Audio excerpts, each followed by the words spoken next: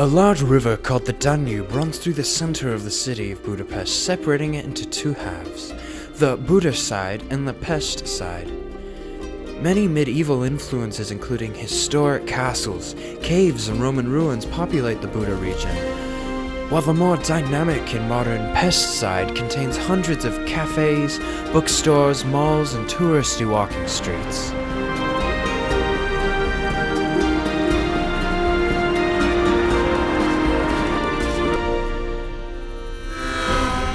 Budapest is one of the larger cities in Europe, with a population of about 1.8 million, and has been described as the Little Paris of Middle Europe.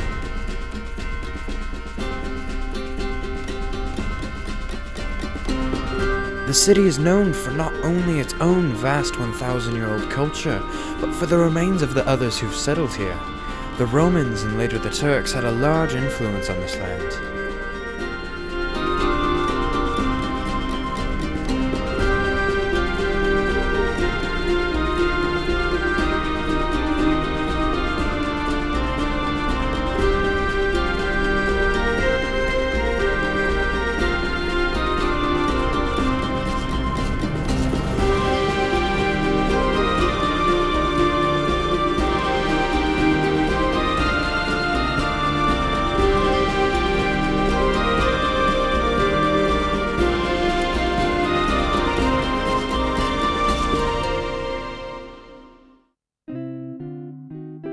On our travels, we came across this traditional food festival.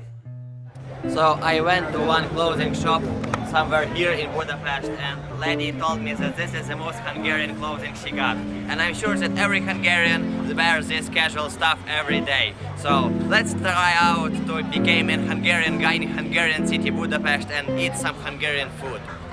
Yes, they got Coca-Cola here. According to smell, number of food tents and number of chewing people, right now we are participating in some kind of food festival. So let's try to chew something.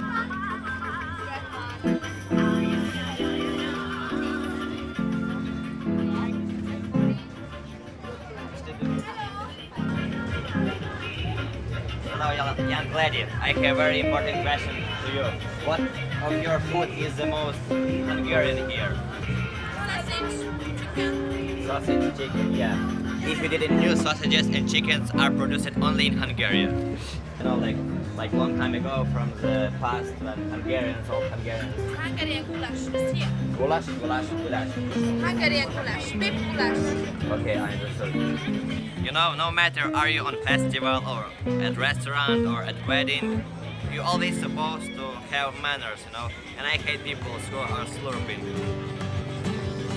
But goulash is really nice, yeah. Awesome. You know, my mom always told me, Andrew, don't eat much of candies. But now she is far away and I have my wallet, so I'm gonna eat candies till I throw up.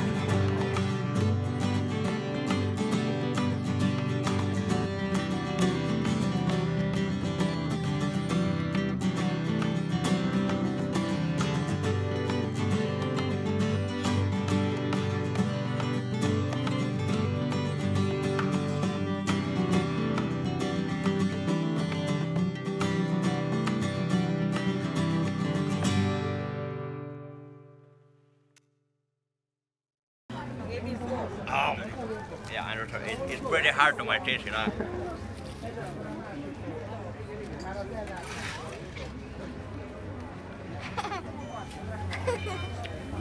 Nice. You know, I really like this goulash and other Hungarian treats, but they are really damaging to my old teeth, so I will give this task to younger generation. Hi, little girl, do you wanna some candies? Yeah. Nice, you can have it. Have a nice day.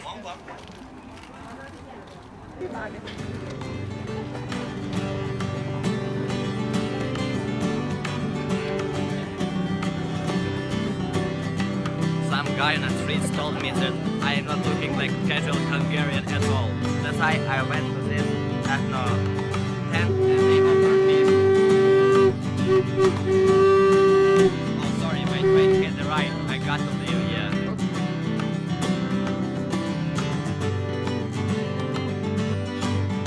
Having a little bit more fun at the festival, we decided it was time to go. But first, We took a few pictures with the locals, and Andrew bought some fur.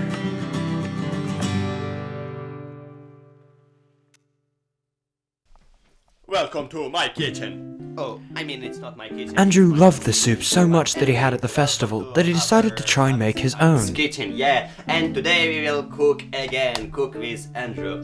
And our dish of today is Hungarian goulash. It's really tasty, very liquid and very rare soup, which made of water and meat and etc. But anyway, we're gonna cook it today. So first of all, let's use our favorite ingredient, which makes your relationships with people growing very fast. Onion. Yeah, we will add some onion and maybe little more. Yeah, so you can't imagine any nutritious soup without potatoes. So please say hello to Mr. Potato Head. He looks little scarfy today. He lost his left eye, right eye, nose, eyebrows, mouth, head, and also he lost his. But not about this today we are talking, so let's put this potato here. Bye bye, Mr. Potato Head. You're gonna be super tasty. As I already told, goulash is meat soup, because you know, when shepherds were high in mountains in Hungary and they wanted to eat, they just cut the throat of some sheep and they boiled this sheep in, how you call this big metal witchery stuff. Actually, this is true story. That is so bad. So we need some meat, you know, and I'm kind of afraid of blood, so we will not cut any sheep here live, sorry kids. Yeah, but I got some meat here. Yep, yeah, nice piece of meat. You can use whatever meat you like, but this is pork one, you know. That's why we will use it here, because I like pork, I'm Ukrainian, you know. And for sure, if we wanna cook really nice goulash, it can't be just boiled water with onion, potato and meat. We also need some spices. Let's use some spices for our goulash, because we wanna it be really super spicy, yeah. So let's use little salt over here, you know, yeah, like this. I heard they're doing this like this, yep. And let's use some of multi-spice, more, yeah. And let's use some pepper. Oh. And now we will add some liquid, clearly crystal water here. We will put it in big witchery pot and we will boil it on very slow fire. And we're gonna be back when magic will be done. Yay! Now boiling is over and we are super ready to eat our goulash. So please polish your spoons and get ready for reveal.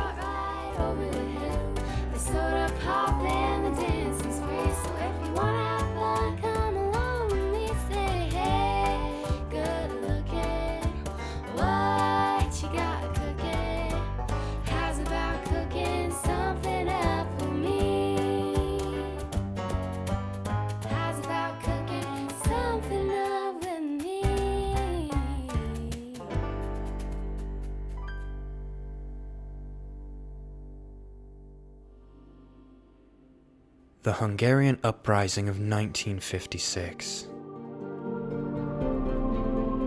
A nationwide revolt against the Soviet government and the communist policies imposed onto them. What started as just a student protest quickly caught on until most of the nation was involved in the revolt. Militias were formed and the Soviet puppet government collapsed. It was a time of hope for the Hungarian people.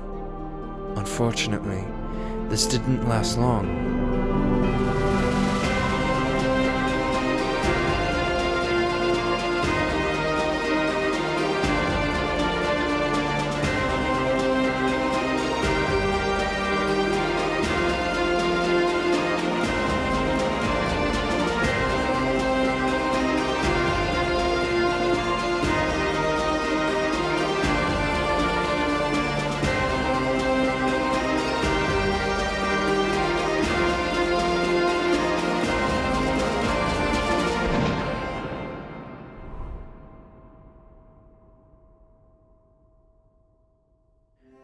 The people of Hungary were no match for the numerous Soviet troops and tanks, and the fighting was stopped.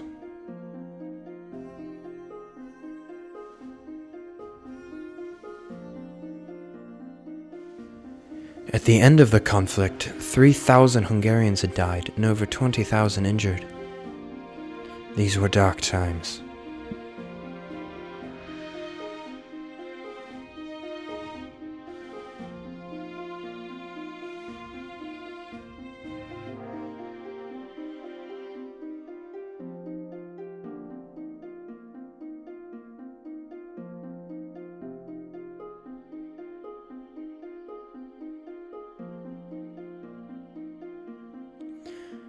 The Hungarians were forced to lie low.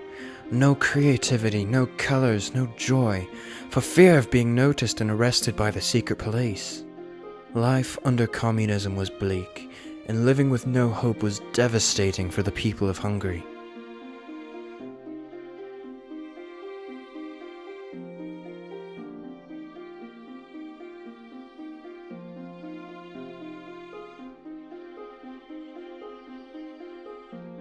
But the people of Hungary remained strong, so by 1989, when the communist systems were going through the process of collapse, the people came through strong and ready for a new life of color and enthusiasm for the life ahead.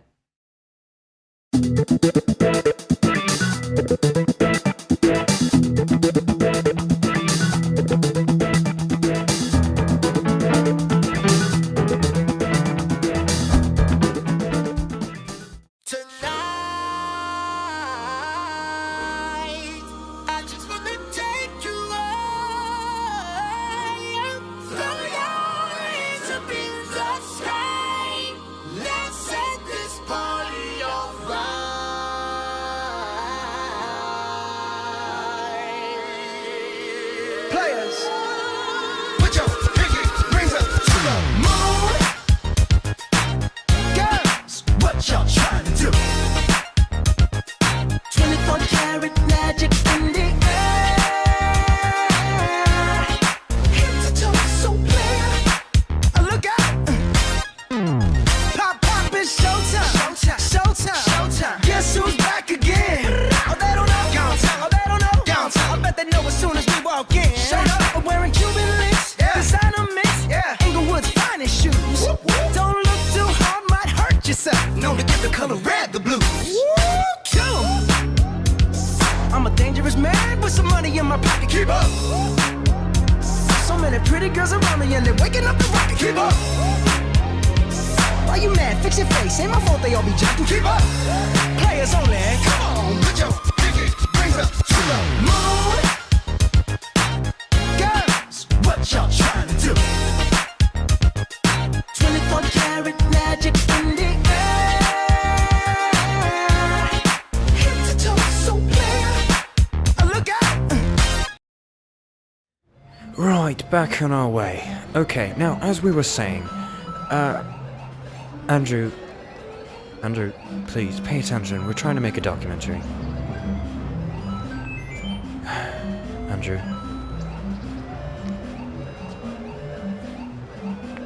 That's disgusting.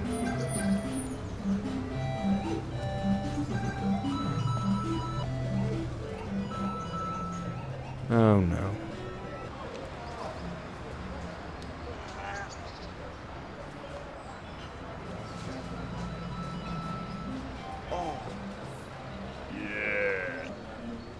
Well, we will never see him again.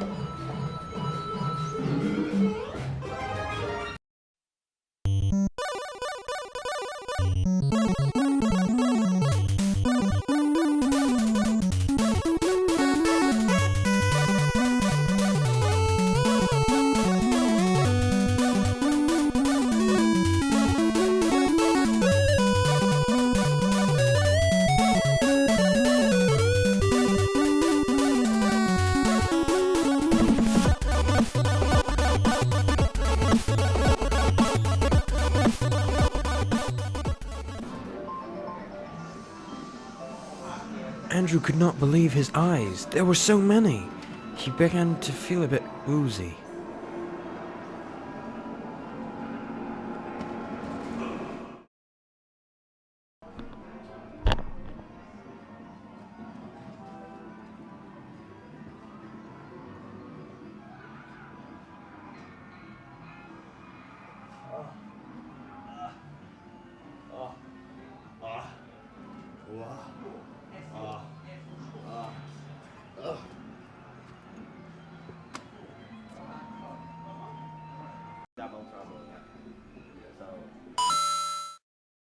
Hello, my dear friends, and let me introduce you, owner of this lovely museum, Mr. Joseph. Hello, how are you? Nice to meet you.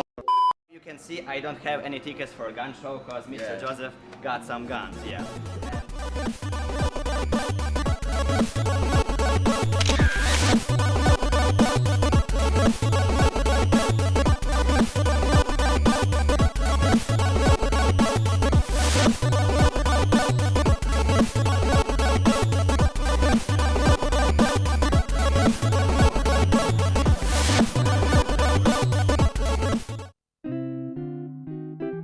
After the game museum, we decided to head to a place with a little bit more class and sophistication.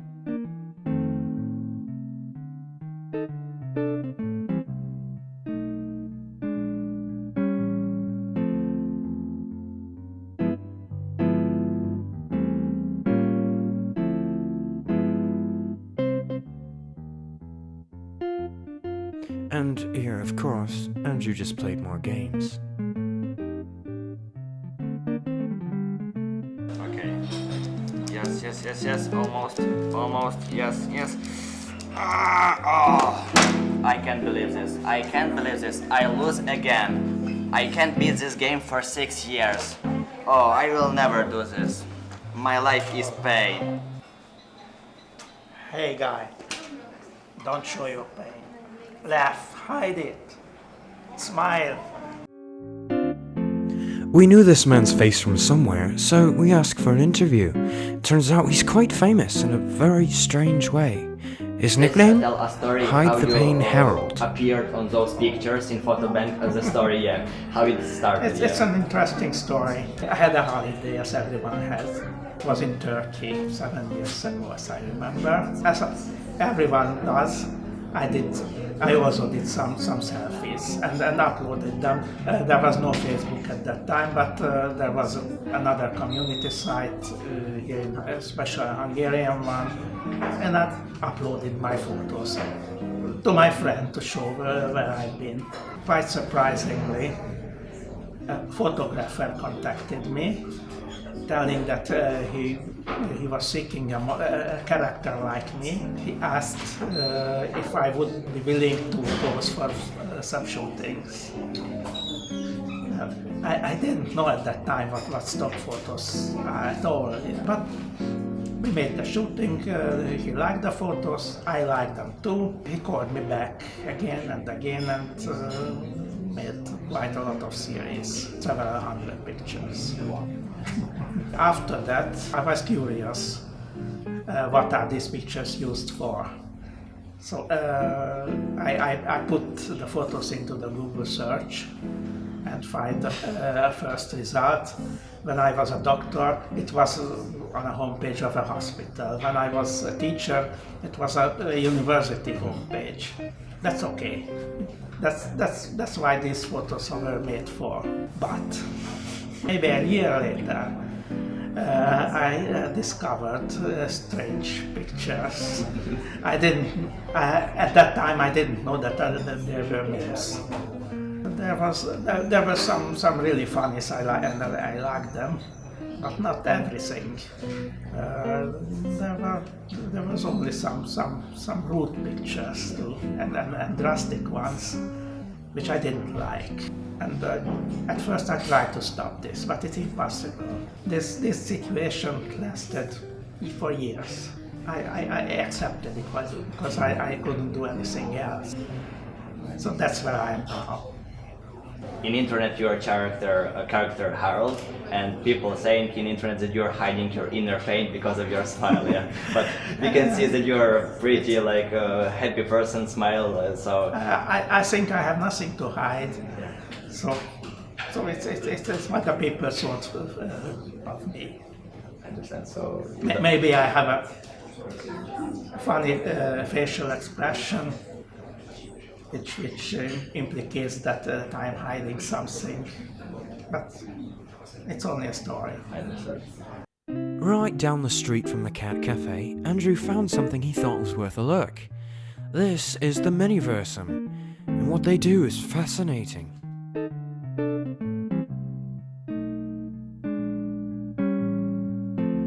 If you ever wondered how did I put all my stuff in this backpack, the secret is very easy. I just shrink all my stuff. And those guys did same. They shrinked cars, roads, entire city, and they put it in fish tank. Yeah, pretty useful life hack.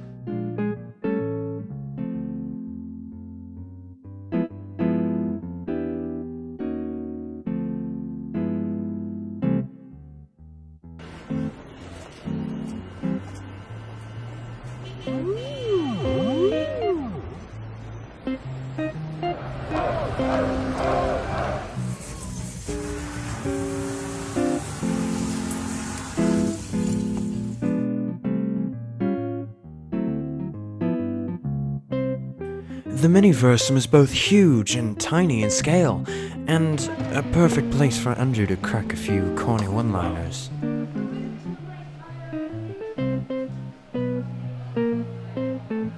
Smells like FBI.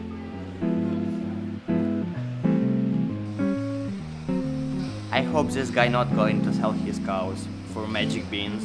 Great Scott! Yeah, this is heavy. You may think that this car is standing still, but it's not true. It really wants to move with speed 88 miles per hour.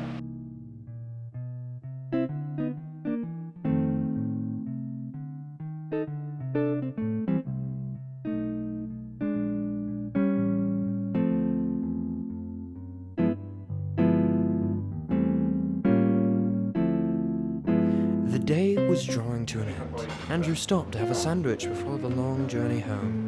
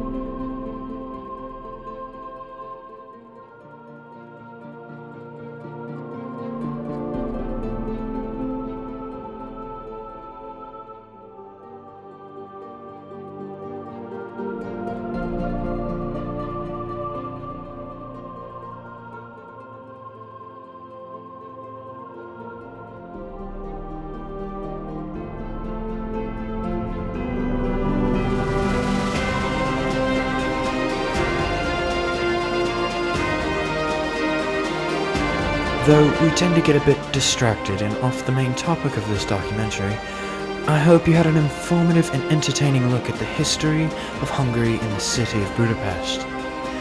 If you're ever in the area, take some time to look up some of the places we visited. There will be links in the description of this video. The end is near, but take one last look at the beauty of this city.